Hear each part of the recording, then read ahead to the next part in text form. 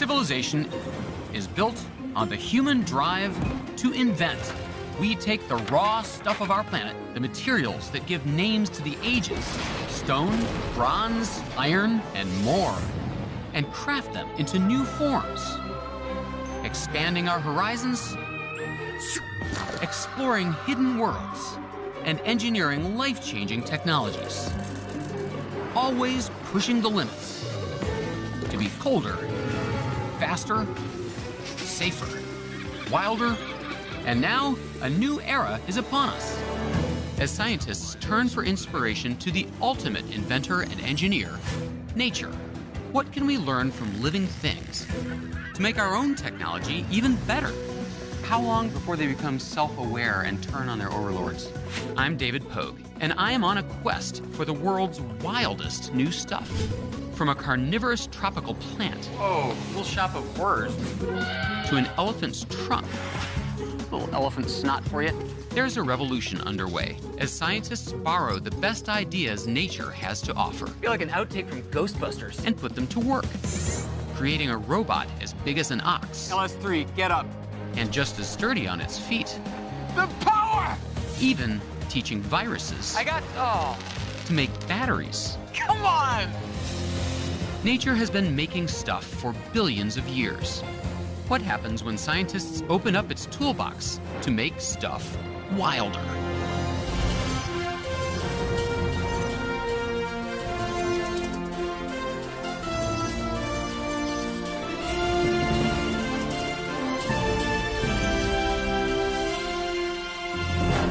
Major funding for NOVA is provided by the following. The David H. Koch Fund for Science, supporting NOVA and promoting public understanding of science. And the Corporation for Public Broadcasting and viewers like you, thank you. Major funding for making stuff is provided by the National Science Foundation, where discoveries begin. Additional funding is provided by the U.S. Department of Energy's Office of Science.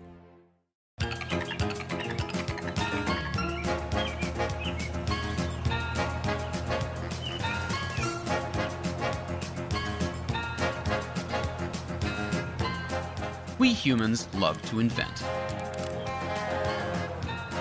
We've been doing it for thousands of years.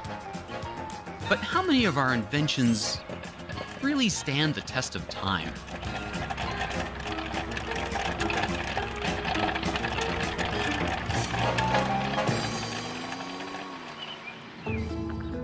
Now imagine a world filled with only the very best stuff, amazing ideas, and astonishing designs. Each one the result not just of years, not of decades, but millions of years of research and testing in an environment where the competition can be ruthless.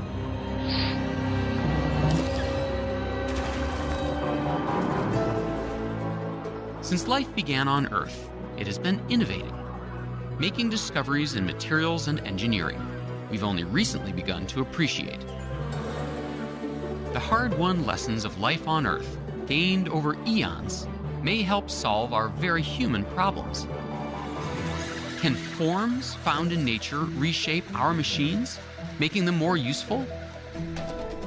Can we build the agile movements of animals into our robots? Have some of the best ideas for new materials already been discovered by nature? What if we could make things like nature does? Can we grow the electronics and fuels of tomorrow using the code of life itself, DNA? The search for answers to these questions has taken some strange turns. Here at the University of Guelph, about an hour outside Toronto, materials scientist Atsuko Negishi and biologist Julia Hare think that these lovely creatures, called hagfish, may revolutionize how we make strong materials. These are Pacific hagfish. They are well known for their unique defense mechanism. So if I wanted to see this, what would we do? Like, could we poke at it with a stick? I think the best way to do it is to reach in there and grab one. Oh my gosh, look at that disgusting... Oh no! I've been slimed! I feel like an outtake from Ghostbusters. Look at the quantities of this stuff. This is like 3 times the volume of the fish. How could all this slime come out of that tiny thing? It's an impressive display of slimosity, and it works great as a defense. When a gill-breathing predator bites down on a hagfish, it gets a mouthful of slime. With its gills clogged, it becomes more worried about suffocating than eating. So how does the hagfish conjure all that slime? One of the key components is mucin, a family of proteins that includes, you guessed it, human mucus. Mucin consists of a protein backbone with lots of sugar side chains hanging off of it, like bristles on a brush. These side chains attract water molecules, soaking them up remarkably well. In fact, amazingly well. Atsuko offers to show me what a little dab of hagfish juice can do. This is a beaker seawater. Okay. So we're going to try to make some slime. It's getting a little misty. Just going to mix it up a little bit. All right. And if you could lift that out. Look at that! Oh my gosh. That tiny dab? Hey, there's no water left. It's taken the entire thing of water with it. That little tiny pea's worth of white stuff. Would anyone like some children? There's plenty to go around. While the mucin sucks up the water, it's a second component that holds the slime together so I can pick it up. These threads, visible here. Both components start out inside pores along the side of the hagfish. The water-loving mucin molecules are packed into one type of specialized cell, while the threads are wound tightly in another kind of cell. When under attack, the hagfish ejects the cells, and they break open. The mucin molecules collect water molecules, while the threads, each about 6 inches long, unfurl, binding the mucin into a continuous and disgusting mass of slime. It's these spider silk-like threads that have really caught the researchers' attention. They might even serve as a model for a new kind of fiber, because they're surprisingly strong, 10 times stronger than nylon, a synthetic material made from petroleum. If we could use hagfish fabric instead, it could help reduce our dependence on oil. So what are the steps involved in going from hagfish slime to handsome garments made of it? So the first step would be to be able to artificially make these hagfish slime threads. It's early days, but Atsuko has been working on a process to create her own fiber using proteins she's derived from freeze-dried hagfish thread. She mixes the proteins with formic acid and puts a few drops onto a salt solution. Then draws up the material to create her own artificial hagfish thread. So far, it doesn't test as strong as the original, but she has high hopes. So you started with hagfish fiber, you treated it to come up with this component goop, put it back into salt water, turned it back into a piece of thread. So you started with thread, you ended with thread. Why didn't you just use the thread to begin with? One of the reasons is because we can't farm hagfish. And so You can't farm hagfish? they don't currently reproduce in captivity, and so we can't have these big farms of hagfish. I see. Plus it'd be a pain to get up at 4 in the morning to go milk the eels. So all of this thread pulling is really in anticipation of the day Atsuko can synthesize her own hagfish proteins. There it is. Actual thread made of actual reconstituted fish mucus. The dawn of the era of hagfish fabric. Right there. What would that be like? Nighttime is the right time for a fabric from the deep. Hagwear. But its look don't touch. Or the surprise will be on you. Hagwear. All right, hagfish fabric may not yet be runway ready. But in the right hands, nature's innovations offer clues that can literally shape the stuff we make. Built to thrive in their environments, animal bodies offer winning designs and possible solutions to our own engineering challenges. After all, feathered wings inspired our metal ones. Sleek swimmers helped shape our boats. What other new solutions can be found by studying the forms of animals? I'm in Stuttgart, Germany at the Wilhelma Zoo. It might be the perfect place to see the future shape of technology, according to engineer Heinrich Franzek. So when an engineer like you comes to the zoo, do you see it differently from regular visitors?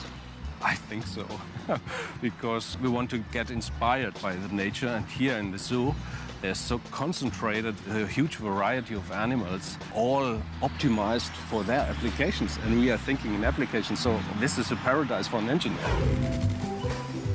Heinrich works for an automation company trying to improve one of the most important inventions of the 20th century, the robotic arm. It's been revolutionizing factories since the first one was introduced in 1961 at General Motors. But robotic arms have some problems. Just like the one on humans, the traditional robot arm consists of rigid parts joined together, often limiting its programmable motion. They're also dangerous. Get hit by one of these, and it's lights out. So robots often end up behind protective fences, unable to work closely with humans. The German automation company Heinrich works for, Festo, decided to reinvent the robotic arm, making it more flexible and less dangerous. Heinrich leads me to the source of the inspiration, and it turns out maybe the best arm is a nose. So why would you look at an elephant's trunk and think this would help you with automation? As you can see, it's so flexible and transmits a lot of force and makes it much more easier to handle things. And this is our business, handling things to automate a factory or a process. It makes sense to look into nature and to get inspired by nature. And the elephant is an excellent ambassador for that. Thanks to Sella, a 47-year-old Asian elephant, I get a little first-hand experience with what an elephant packs in its trunk. Little elephant snot for you. An elephant trunk is an impressive multi-tool, able to slurp up water. How does she collect the water? Wow! And squirt it. Breakfast is on. It picks up food like a vacuum cleaner, manipulates objects, and it's strong. Sella can use her trunk to lift over 400 pounds. No, that's my wrist. You could crush me like a bug, couldn't Yes, yes, sir. you? Here, have some more peanuts. But the trunk's most impressive attribute is its amazing flexibility. It comes from having no bones and about 40,000 muscles arranged lengthwise and in rings. With no bones and no joints, it's about as far away from a traditional robotic arm as you can get.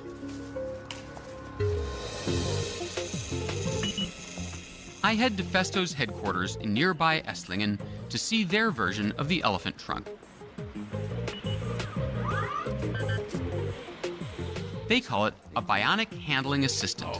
Now this looks like a bionic handling assistant. Yeah, you're absolutely right. This is our trunk. Festo's version of the trunk is made of plastic, with a series of air chambers inside. Filling different parts with compressed air causes it to bend. So if I want it to bend that way, We need a tube with compressed air for this expansion, and then you get this bending to the other end. so this blows up like a balloon. Yes, for sure. They're testing the assistant with this simple motion for use in a packaging operation. Look at that, it tucks it in nicely. Well done, Dumbo. But it is inherently more flexible than a conventional arm, and, just as important, far safer. We don't have electricity, we don't have steel and iron and all these masses which could damage a person. It's a weight of 5 pounds, some valves, a little control system. So there's really nothing here but plastic tubes and air. Yeah. Does it do tricks? In this application, the tip of the trunk works by suction. But Festo has experimented with what it calls a fin gripper, inspired by fish fins. If you push on the middle of a tail fin, it doesn't curl away from you, as you might expect. It curls toward you, giving a fish much more efficient strokes. But Festo has built that principle into a gripper that curls around the object it needs to pick up, adapting to the shape. So it looks to me like you're about to demonstrate how this might work. Yes, we have two different gripping devices, one with a fish tail, and this is a traditional one the robots are using. Can I see these things close? Sure. Same pressure, everything is equal. Now, we will see what happens. This is the old method, and this is the bioengineered method. Okay, let the competition begin.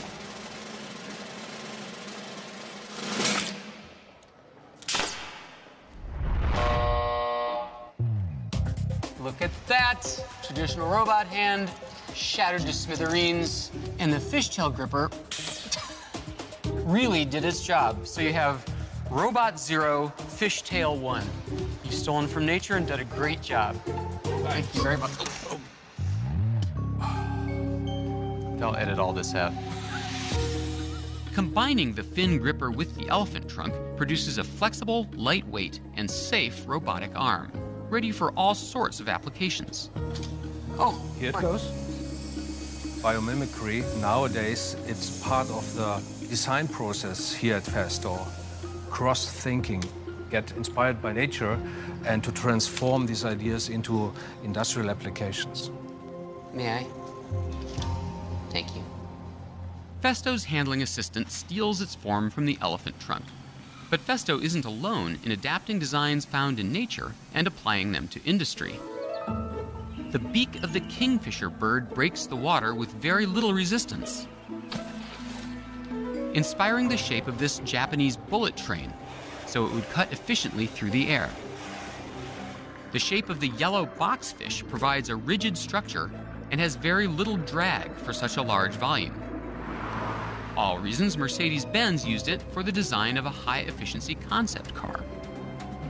But making machines that look like animals is one thing. What about making machines that move like them? For thousands of years, when we've invented new forms of transportation, many have been based on a human insight not found in nature at all: the wheel. But there are plenty of places wheels can't go, even ones wearing a belt of tank tread.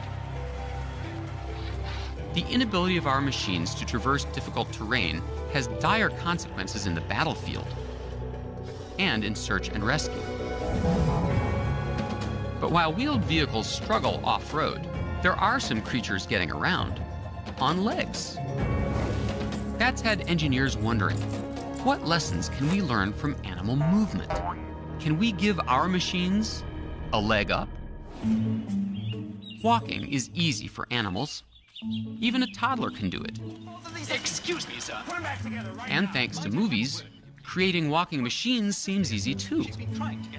Just look at C-3PO from Star Wars. Oh, nice to see a familiar face. Ichuta. How rude. Or its walkers. You'd think the problem's been solved. But in real life, it's hard.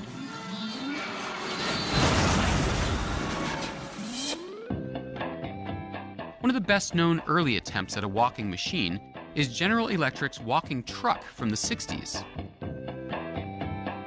It even tackled uneven terrain, but it took a human operator to decide where to place each foot, one at a time, an exhausting task. By the 70s, computer control automated the walking motion in a series of crawlers built around the world, though still driven by human operators.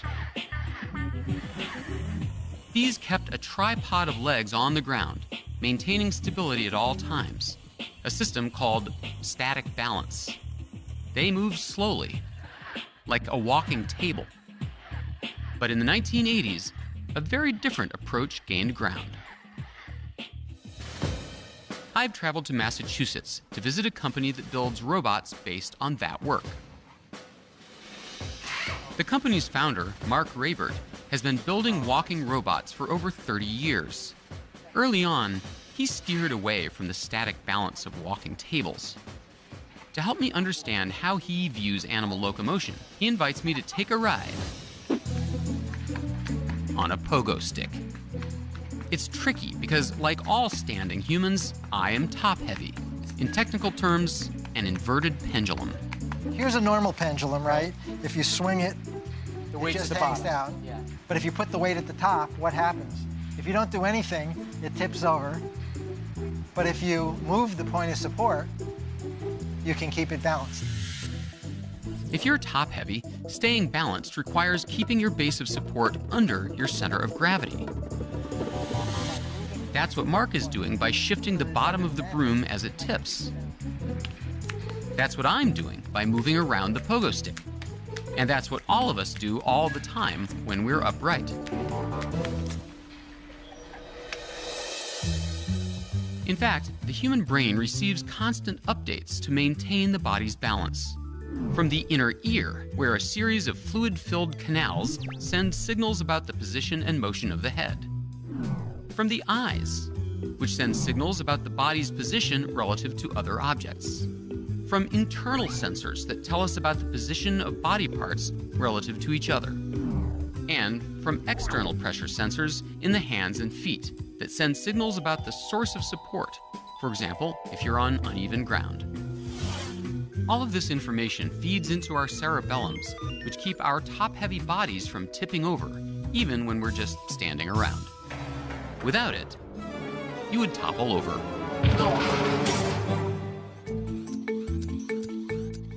To Mark, we are less like a static table and more like a pogo stick.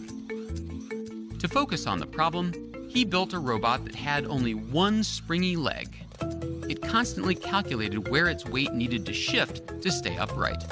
Very pogo stick-like. Even when he added more legs, he kept the bounce in their step and an active sense of balance.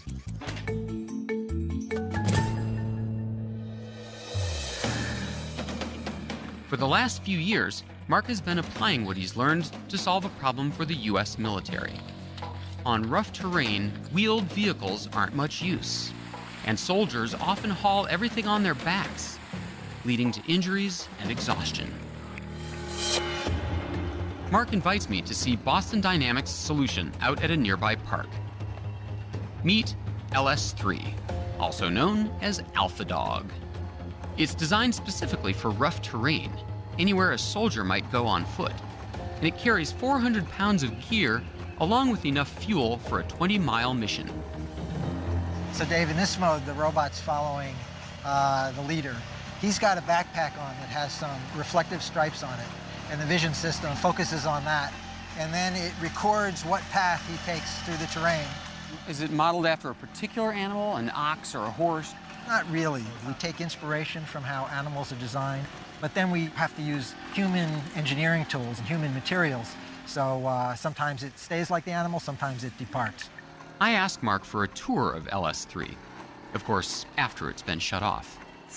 So this is the leg, and it's got a muscle here, or the actuator, which causes it to move. This muscle moves the knee joint. The computer is really the equivalent of a laptop-style computer. So, you know, all the balancing is done in that computer, all the speed control, all the turning. There's a laser rangefinder here that provides 3D depth information. There's a set of cameras here that look right in front of the robot and provide information about the shape of the terrain so that the feet can pick the best places to step. The legs themselves can feel the forces that are exerted at all the actuators. Well, does it ever slip? And what if it steps on an oily leaf or something? It slips, and frequently it corrects for those slips. So the goal is to make it so that the feet can slip and the control system recognizes that it's slipping and compensate by using the other legs. Lots of cool tech on LS3, but my favorite feature? Voice control. Power on, engine off, sit, get up, and get me a beer. That's a good one. I like that. LS3, get up. The power! LS3, follow tight. What a good boy!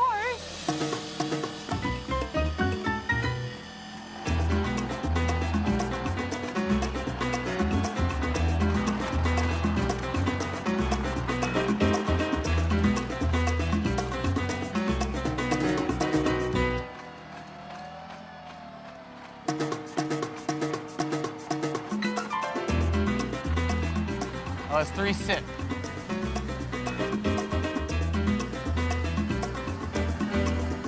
LS3, power off.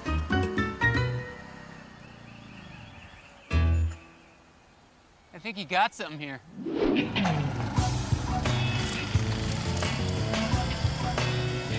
Nice. In a final test of LS3, Mark has it follow the leader up a steep incline. Here, you really see it actively balancing while in motion, just like me on the pogo stick, instead of moving from one stable position to another like a walking table. And the idea that you could have it passively stabilized like a table, that doesn't really work with a moving robot. There's too much energy in the motion of the body. I believe that the only way to make these things work is to really commit to the active balance.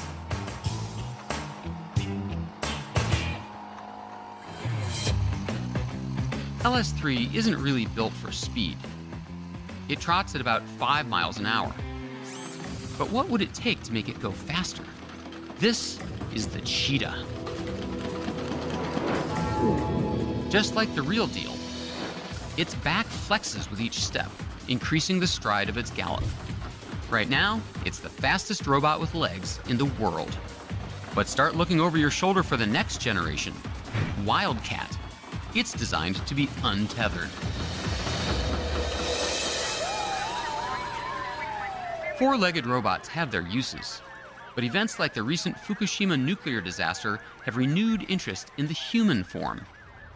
Radiation kept people at bay, away from all available rescue equipment, from cars to power tools to shut-off valves. But imagine if there'd been an easily controlled humanoid robot to operate them. Robotics engineers have been working on that for years. In 2009, Boston Dynamics introduced Petman, a robot that balanced itself, walked, and even did some calisthenics. Over the last few years, Petman has evolved into Atlas, which has even more mobility. Just like LS3, it actively balances itself all the time. And in this impressive demo, all by itself, it uses its arms to work its way past a hole in the floor. Today, they're tweaking its sense of balance on one foot.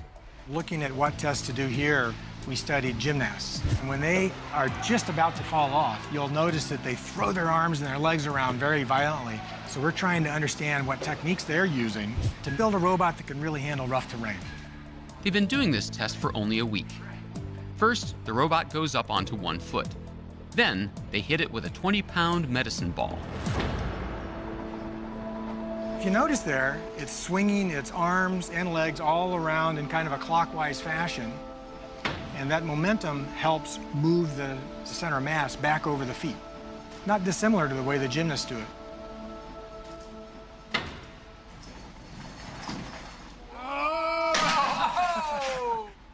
Now let's see some human dynamic balancing. The robot's blind. It doesn't know the ball's coming. So we don't want you to know the ball's coming either. And so we've got a little blinder there for you so you don't see the ball coming. Oh, great. So I don't know when the ball's coming. That's right. I have a feeling if your stinking hunk of silicon and hydraulics can do it, I can, of course, do it too. That's right.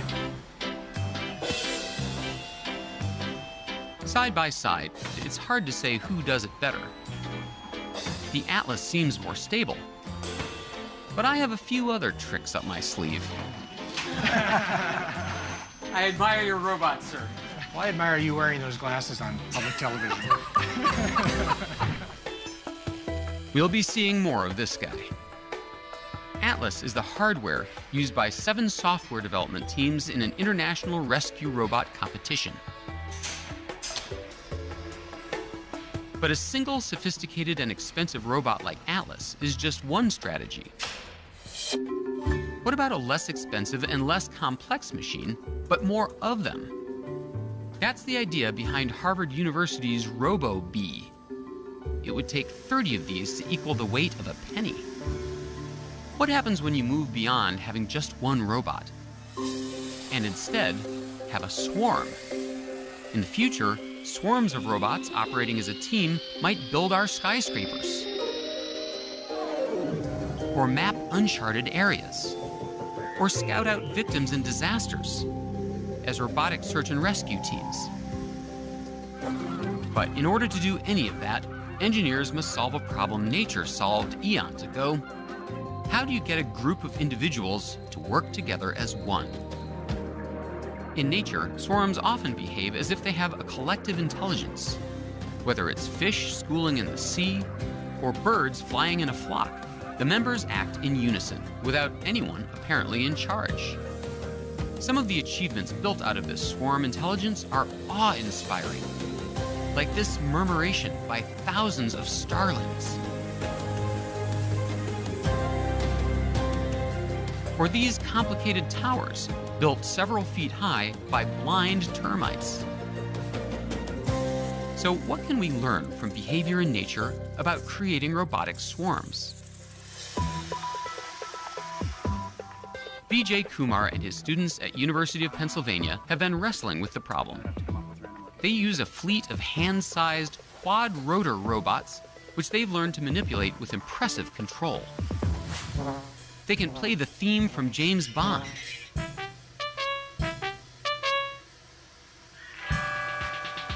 or put on a light show. In both performances, the quad rotors are individually controlled by a central computer. But they've also built some computing power into individual robots so they can think for themselves, like figuring out how and when to fly through a tossed hoop. Now Vijay is taking the next step, developing software that will allow the bots to work together as a swarm, a team that can do more than any single flyer can. One flying bot, pretty cool. 8 flying bots, it gets a little swarm in here. So what you see here is these robots commanded to rise into a swarm. They're asked to form patterns, 3-dimensional patterns, and then the robots figure out what point in the pattern to step into and how to coordinate with their neighbors. Oh, so the master computer doesn't say, you, be in the corner. It's just saying, be a rectangle, be a circle, but they have to decide how to execute that? Right. While a central computer could control each of the 8 robots individually, telling them where to go, Vijay wants a system that scales up. And with more robots, no computer could keep up. So instead, he's taken inspiration from swarms in nature and developed 3 guiding principles. First, as much as possible, just as in nature, each robot thinks for itself. Second, each robot acts primarily on local information it gathers. The way a bird in a flying flock probably pays attention only to its immediate neighbors to know where to go. Finally, no one robot is in charge. They're all interchangeable, so that if one breaks down, the group continues. To test out those principles, Vijay turns his fleet over to me and lets me experiment. The flyers know they're supposed to make a circle. As I add them one at a time, you can see it take shape. Or I can randomly pluck one out of the air, proving none is essential, and put it back somewhere else. Its neighbors adapt. Of all the possible applications, Vijay sees a big future for swarms in search and rescue, and he shows me how it would work. So imagine you have a victim. You can imagine robots wandering around looking for maybe a cell phone signal that might tell you where the victim is. Find that, robot drones. I'm telling these bots to move. The numbers are the bots. The numbers are the bots. They're all moving around. All right, there they go. They've chosen independent routes. In this demonstration, run by one of VJ's grad students, the robots roam the floor, measuring the strength of a signal transmitted by our lost victim's cell phone. They share their readings, creating a map. In effect, the transmitter is saying, warmer, warmer. Cooler, cooler. But the robots know not to trust any one sensor reading too much. The swarm of robots cut the overall search time by gathering information faster than a single robot could, leading to the rescue of our lost little guy. Well, right now it's a lab study, but this sort of illustrates one of the directions in which we want to go, which is you take very simple robots with very simple sensors, so they're inexpensive, you put them together, and suddenly you have the benefits of these robots collaborating to do things that they individually cannot do. And that illustrates what swarm technology can really do for you. We've seen how nature has inspired the way robots look, how they move, and even how they act in concert in swarms. But living things have also inspired engineers on a more fundamental level, the very stuff we make things out of, our materials. Many of our modern materials have taken their cues from the natural world, especially plastics. Silk, the product of worms, inspired nylon. And the search for a substitute for rubber led to the invention of polystyrene, the stuff we often call styrofoam. But natural materials also hold hidden secrets. Tiny structures invisible to the naked eye that can give them nearly magical properties, properties we can mimic. For example, the tips of microscopic hairs on the feet of wall-climbing geckos have led to the creation of material for wall-climbing robots. So the hunt is on. What other secrets might living materials reveal? I've traveled to Harvard University to meet materials scientist Joanna Eisenberg. She's taking me to see a plant with tiny structures on its surface that play a slick trick, one we might use for new materials in sticky situations. Oh, creepy. Little shop of horrors. What is this plant? This is a pitcher plant, carnivorous plant. It eats stuff. It eats insects. It's called the pitcher plant for its pitcher-shaped leaves. Though when it comes to ants and other insects, these pitchers throw a mean curve. In dry weather, ants can easily walk on the lips of the pitchers using their sticky, oily feet. But in wet conditions, the ants and their oily feet get a little shop of horrors surprise. Here's how the trick works. On a dry day, the surface of the pitcher plant looks like this. No problem for the ants. But add water and it sticks to the bumpy surface, creating a slippery wet film. A slip and slide for ants. All these insects just slide into digestive juices inside the organism. They fall in? They're hydroplaning inside the plant. Cool. To Joanna, the pitcher plant's slippery when wet strategy seemed a promising start for developing new non-stick materials, but only a start. It evolved this structure to capture prey. It didn't evolve this structure to create these slippery materials on metals, on plastics, on glass. So this is where material scientists come. Let's design something similar. Taking the pitcher plant as inspiration, Joanna has developed a new non-stick surface treatment, a new way to keep stuff clean. She calls it slippery, liquid-infused porous surfaces, or slips. We start with a big piece of aluminum. The right is untreated. The left has slips. So we're gonna try putting some stuff on each half and we'll see what sticks. And what slips? Well done. First step, chocolate sauce. Haven't I seen this on late night TV? I hate getting chocolate on my aluminum. And on slips. Look at that, it beads right off. Now how much would you pay? Cleaning off the chocolate with water works, but not as easily as slips. By gosh, Phil, you didn't even need that water. It rolled right off. But let's raise the stakes. Next up, motor oil. Oh, Phil, you're ruining this perfectly good sheet of aluminum. That'll never come off. What? It rolls right off. While this one leaves a stain that is not going to be removed even with washing. It's actually getting even dirtier. And on the slip side, no contest. Well, I can't imagine anything much worse than motor oil.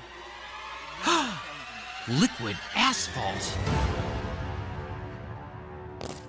If we had a studio audience, they'd be going, ugh.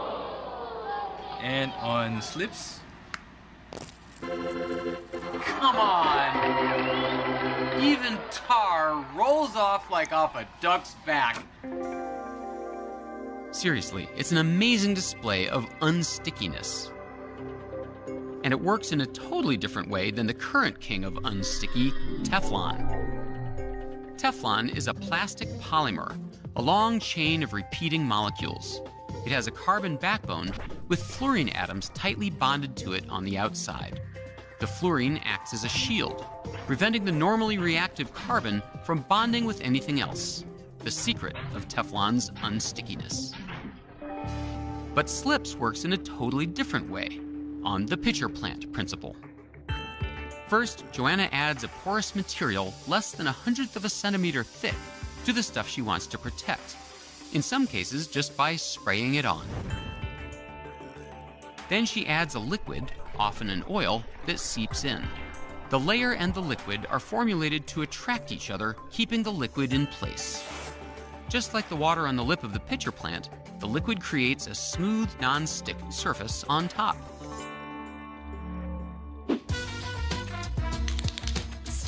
Joanna believes there are lots of applications. Graffiti a problem? Not on the side that's been treated with slips. Slips helps prevent ice buildup by repelling water before it has time to freeze.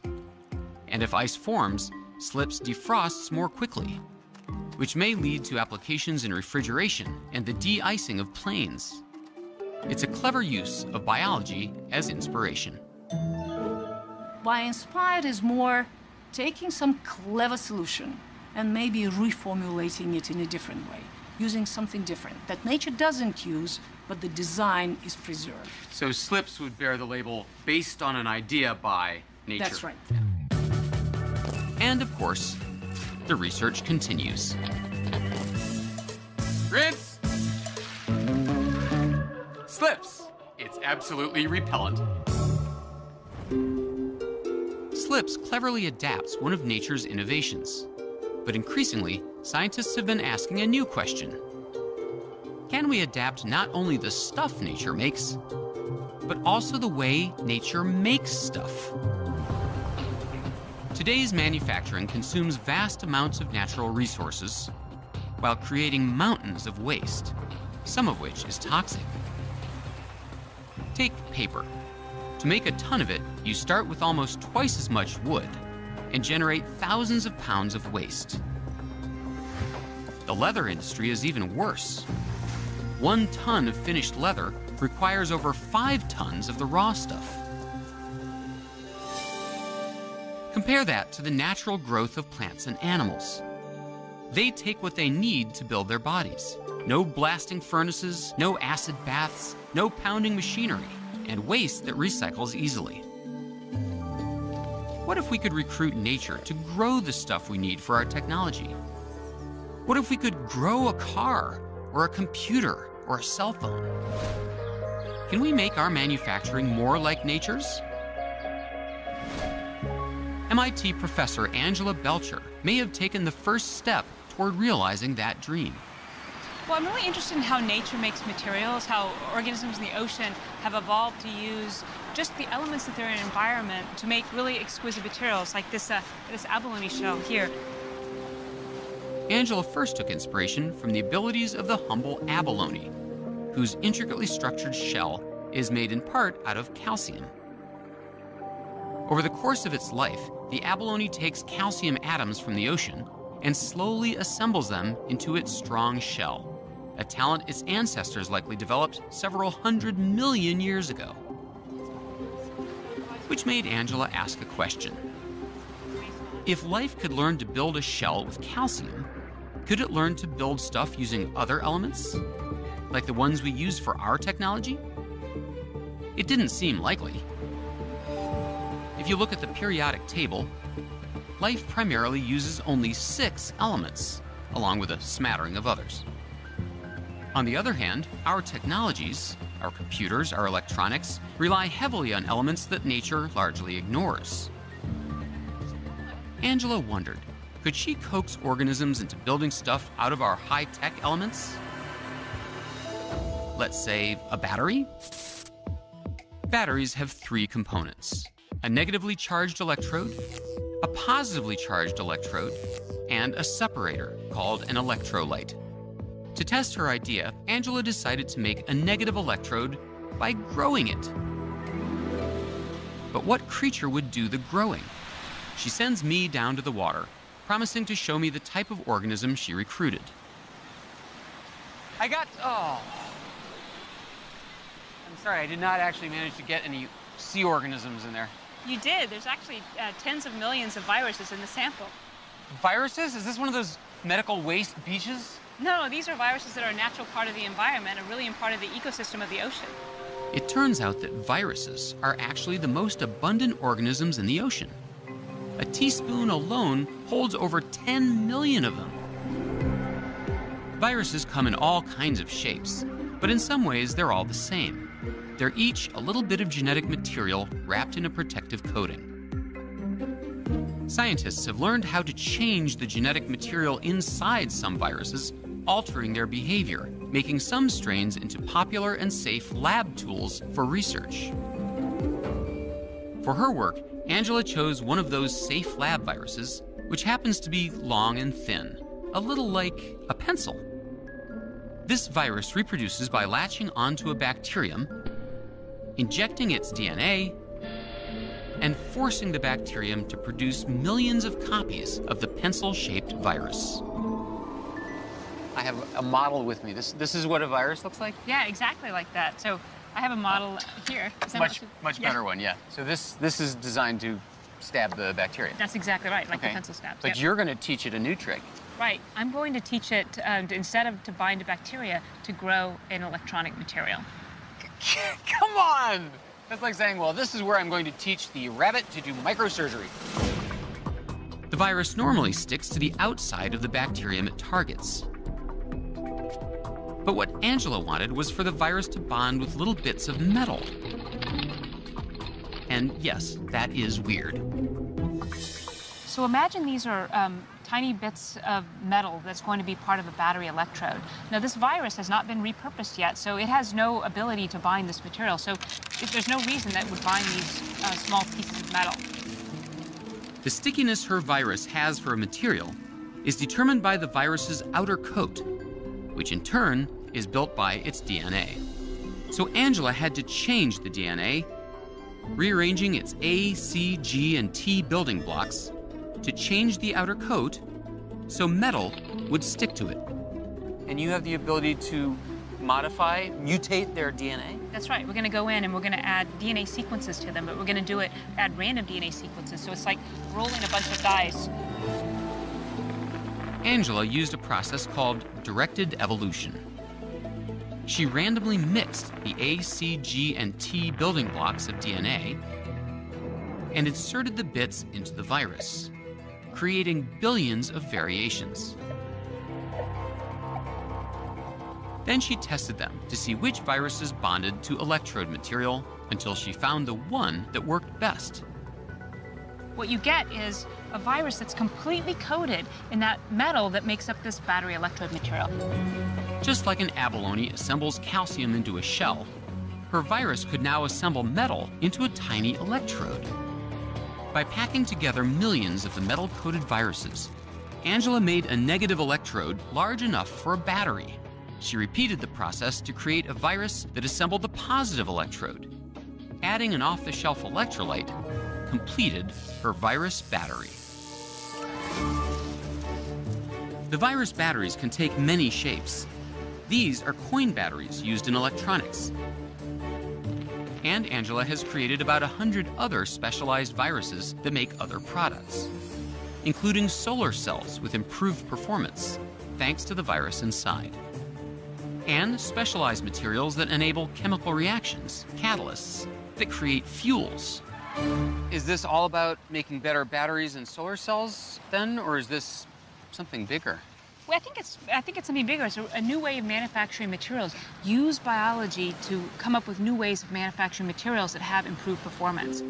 So let's compare the old way versus the new way. Old way, high temperature, piles of waste, and lots of toxic byproducts. New way, room temperature, little wasted material, and few toxic byproducts, with a goal of none. As it emerges from the lab, Angela Belcher's work holds the promise of cleaner manufacturing and a new partnership between our industrial ambitions and the best manufacturer on the planet, nature itself. Form, movement, behavior, materials, manufacturing. All ways nature has led us to seek out new solutions to our technological problems in the amazing abilities of plants, animals, and even viruses. But while biology may also hold the answers to tomorrow's challenges and the hard-won lessons of evolution, it still takes the creativity and hard work of engineers and scientists to recognize them, combining the best of both worlds. That's making stuff wilder.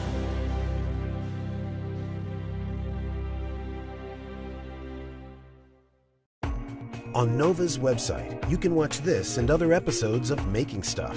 What do you know about swarming bots, slippery carnivorous plants, and other wild things? Take the Making Stuff quiz and discover more about the brave new world of bio-inspired robots. Watch original video shorts, explore in-depth reporting, and dive into interactives. Find us at pbs.org/Nova. Follow us on Facebook and Twitter.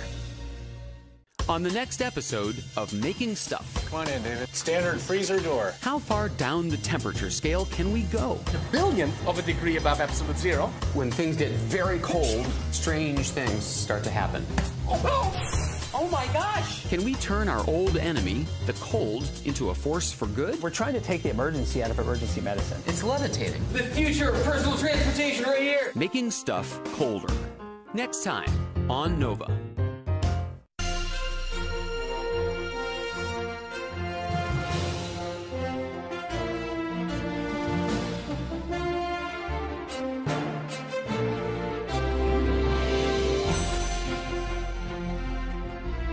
This Nova program is available on DVD and Blu-ray. To order, visit shoppbs.org or call 1-800-PLAY-PBS. Nova is also available for download on iTunes.